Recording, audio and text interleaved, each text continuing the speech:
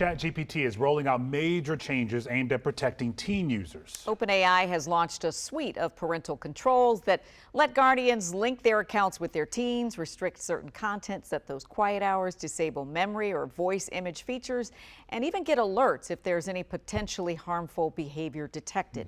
Joining us to break this all down is Dr. Subodha Kumar, who is Professor of Statistics, Operations, and Data Science at Temple University. Dr. Kumar, thanks for being here with us.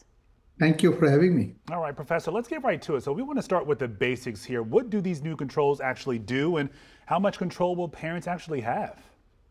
See, the whole idea of these controls are that at least at some level, parents can reduce the screen time, can control on what kind of things can be problematic for kids. All of those things now have some control by linking their account to the teen's account. But we need to understand that this does not mean the parents can see the whole history of what kids are doing. These controls are simply putting some checks and balances. That's all they are doing right now. It's important that you point this out, and also these controls, as we understand, are optional, and both parties, meaning the teen and the guardian, have to opt in. So what if your teen, in all their intuitiveness, declines or unlinks later? Well, if they unlink, there will be a message to the parents, so they would know that their children has decided to not work on it. But that does not mean the teens cannot use it other way. They can have another account. They can use their friend's account. So that linking they cannot delink without parents knowing about it. But there are many other ways they can do.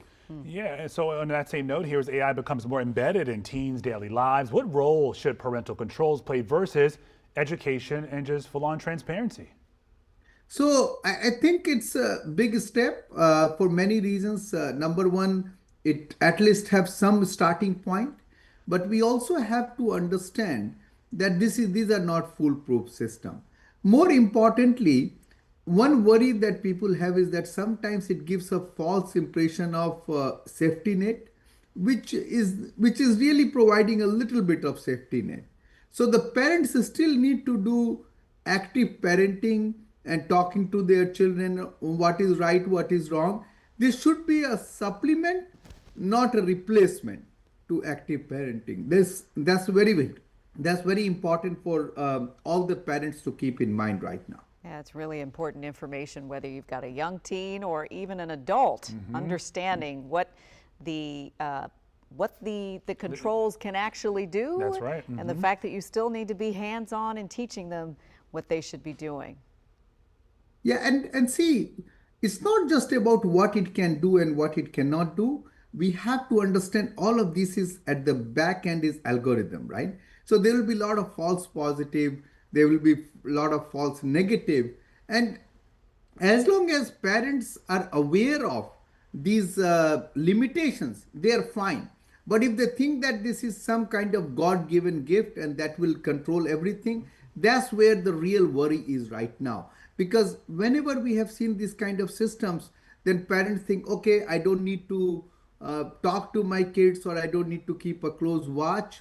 I think that is a very dangerous route right now. And I'm very worried about false negative, because they may think that, I will get a message, but they don't get a message because at the end of the day, it's still algorithm. Yeah, all right, lots of good information, good reminders there. Professor Subodha Kumar, thank you so much for being here with us. We appreciate it. Yeah, thank you for having me.